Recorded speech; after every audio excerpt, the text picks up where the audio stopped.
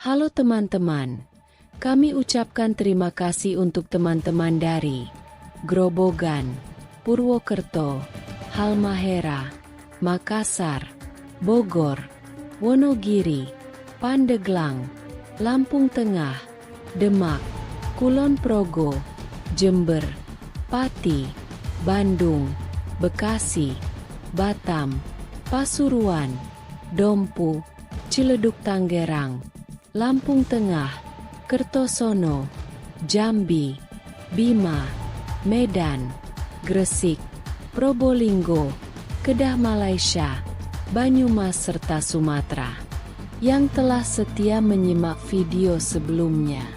Kami ingin mendengar dari kalian semua. Tulis di kolom komentar dari mana kalian berasal dan cerita mistis apa yang populer di sana, agar kita bahas nanti di video selanjutnya. Gunung Lawu terletak di perbatasan antara Jawa Tengah dan Jawa Timur, dan dianggap keramat oleh penduduk sekitar, terutama mereka yang tinggal di kaki gunung. Pada bulan-bulan tertentu seperti bulan Suro, gunung ini ramai dikunjungi oleh peziarah, terutama dari daerah sekitar kaki Gunung Lawu. Ketika Majapahit runtuh dan digantikan oleh Kerajaan Demak, yang dipimpin oleh Raden Patah, putra Prabu Brawijaya V, Islam mulai berkembang pesat di Jawa. Raden Patah mencoba mengajak ayahnya, Prabu Brawijaya, untuk memeluk agama Islam. Namun, Prabu Brawijaya menolak ajakan tersebut.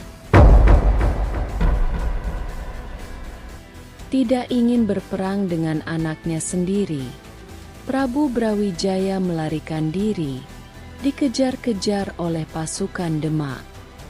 Dalam pelariannya, Prabu Brawijaya menuju Karanganyar dan mendirikan sebuah candi yang diberi nama Candi Sukuh, terletak di Dusun Sogo, Desa Berjo, Karanganyar. Sayangnya, belum sempat menyelesaikan candi itu, Prabu Brawijaya kembali ketahuan oleh pasukan Demak. Ia harus meninggalkan tempat itu dan melanjutkan pelarian menuju ke arah timur. Di sana, ia sempat mendirikan sebuah candi lagi, yang kemudian dikenal sebagai Candi Ceto. Petaka terus mengejar. Bukan hanya pasukan Demak yang mencari Prabu Brawijaya, tetapi juga pasukan dari Cepu. Adipati Cepu, yang tahu bahwa Prabu Brawijaya telah memasuki wilayahnya, memerintahkan pasukannya untuk menangkap sang Prabu, hidup atau mati.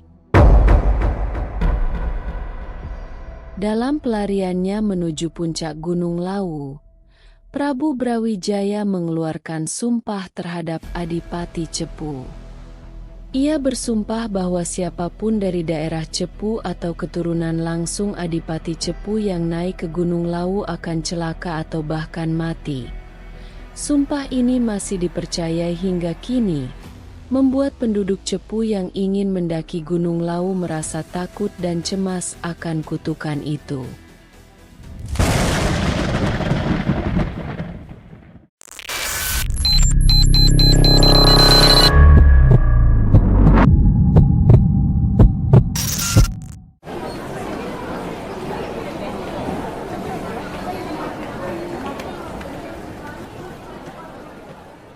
Meskipun demikian, keangkeran Gunung Lawu tidak menyurutkan langkah para pendaki. Ivan, seorang pemuda yang senang berpetualang, memutuskan untuk mendaki gunung tersebut bersama 4 rekannya. Mereka sepakat untuk melakukan perjalanan dengan kereta api. Sebelum keberangkatan, Iwan, salah satu dari mereka, sempat ke toilet di stasiun. Di sana, dia bertemu dengan seorang nenek berpakaian Jawa kuno yang menawarkan makanan dari ketela pohon. Makanan itu sangat kuno dan jarang ditemukan di masa sekarang. Karena waktu yang mepet, Iwan tidak menggubris nenek tersebut dan bergegas kembali ke kereta. Namun tidak bisa melupakan tatapan tajam si nenek yang mengikutinya.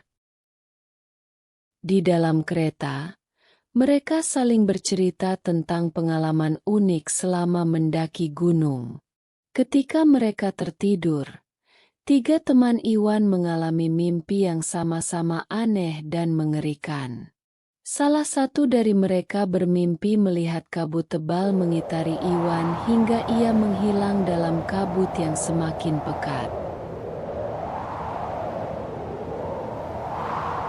Meskipun mendengar suara Iwan meminta tolong, setiap kali dicari, Iwan tidak pernah ditemukan. Teman lainnya bermimpi Iwan dililit akar pohon besar. Meskipun mencoba menebas akar tersebut, usaha mereka sia-sia. Bahkan ketika seekor harimau datang menerkam, mereka tidak bisa menyelamatkan Iwan. Teman terakhir bermimpi melihat lintah-lintah yang menjalar ke seluruh tubuh Iwan. Setiap kali mencoba membantu, ia malah terpeleset dan terbangun dengan terkejut.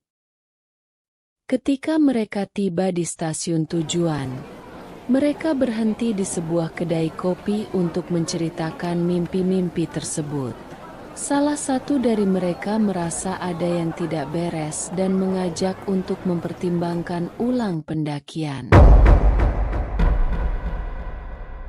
Namun, Iwan, yang menganggap mimpi itu hanyalah kebetulan, meyakinkan mereka untuk tetap melanjutkan perjalanan. Sejenak kemudian, Iwan melihat sosok nenek yang sama di seberang jalan, masih dengan pakaian dan makanan yang sama.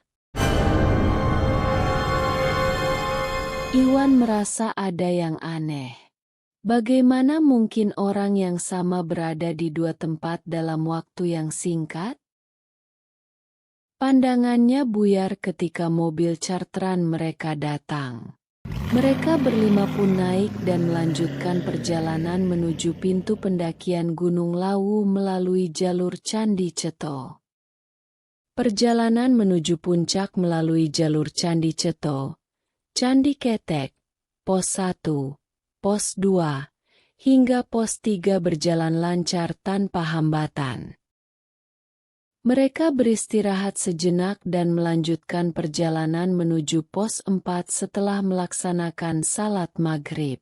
Sekitar jam 9 malam, mereka tiba di Pos 5, sebuah area padang rumput luas yang dikenal sebagai Pula Peperangan. Di sana, mereka beristirahat sejenak untuk menjalankan salat Isya. Iwan memilih untuk menyeduh kopi sambil merokok. Namun ia terkejut saat menemukan makanan dari nenek tua itu ada di sampingnya.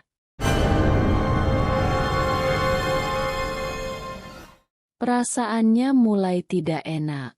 Ia memutuskan untuk bergabung kembali dengan teman-temannya. Mereka melanjutkan perjalanan menuju babakan menjangan dan mendirikan tenda. Mereka terkejut melihat ada 3 tenda lainnya sudah berdiri, menunjukkan bahwa mereka bukan satu-satunya pendaki yang bermalam di sana.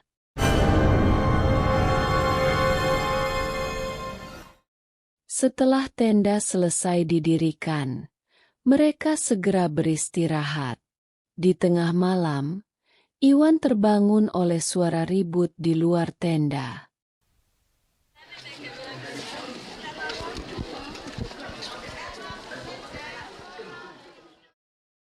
Ia menduga ada tim penyelamat yang sedang mengevakuasi pendaki. Ketika keluar dari tenda, Iwan melihat ada api unggun besar dan orang-orang berlalu lalang, seolah-olah ada pasar malam di depan matanya. Ia melihat si nenek tua di sana, dan saat nenek itu mendekat, Suara menyeramkan terdengar, meminta bayaran untuk makanan yang pernah diambilnya. Bayar dulu makananku, Iwan. Ketegangan memuncak ketika Iwan melihat wajah-wajah para pedagang yang berubah menjadi menyeramkan. Ada yang memiliki lidah panjang menjulur, ada pula yang membawa kepala dengan darah yang masih menetes. Iwan tidak tahu harus berbuat apa selain pasrah di hadapan kengerian itu. Di tengah rasa putus asa, Iwan bertemu seorang pemuda yang memberinya petunjuk untuk tidak bergerak dari tempatnya karena akan berbahaya. Pemuda itu pergi dan meninggalkan Iwan sendirian di kegelapan. Pagi harinya, Iwan ditemukan oleh teman-temannya, berada jauh dari tenda mereka. Setelah mendengar cerita Iwan, mereka memutuskan untuk tidak melanjutkan pendakian. Mimpi-mimpi buruk dan kenyataan yang mereka alami terlalu mengerikan untuk diabaikan, terutama karena Iwan berasal dari Cepu, tempat yang dianggap terkena kutukan di Gunung Lawu. Dan begitulah, legenda Gunung Lawu kembali memakan korbannya. Mitos dan kenyataan saling bersatu dalam kegelapan gunung, menunggu para pendaki yang cukup berani untuk menantang nasib mereka.